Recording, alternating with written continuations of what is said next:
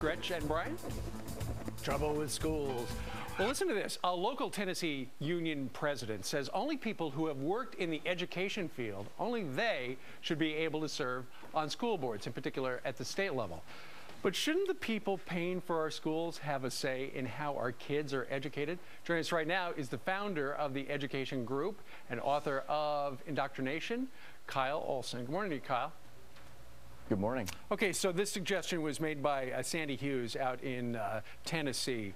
What do you think about that? Should you have been in the education field to be on the school board?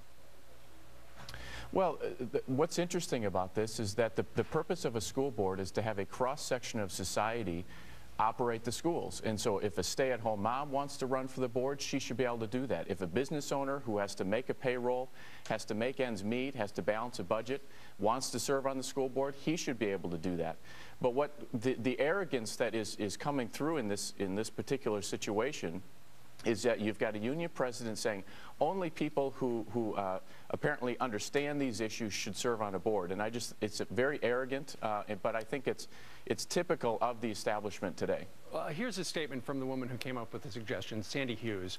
The Tennessee State School Board is composed of businessmen, and only one or two educators serve as voting members. Education seems to be the profession where the governing board is populated by people not directly involved in the profession. And the argument she makes, Kyle, is, you look at the American Bar Association, all lawyers. You look at the American Medical Association, all doctors.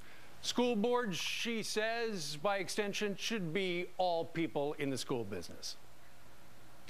Well, then she should figure out a way to pay for it, because the reality is everyone that pays a sales tax or property tax pays for our schools, and therefore we should be having a say in how those schools are run. Sure, and one of the things about the teachers union, this is a little backstory here, is during a campaign for somebody running for school board, they do oftentimes support a local member who they would like to see sit on the school board, who eventually would decide how much their pay raises will be, right?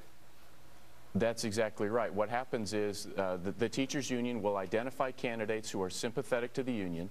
They will endorse their campaign. They'll give them campaign contributions. They'll go out and go door to door for them and that sort of thing. And then lo and behold, when contract negotiation time comes, who are they negotiating with? The person that they just elected. Interesting stuff. So they'd like to stack the board. That's exactly right. All right, something to think about going on out in Tennessee. Kyle Olson, we thank you very much for joining us today from Grand Rapids. Have a great day, sir. Thank you. Thank you. You too. All right, straight ahead.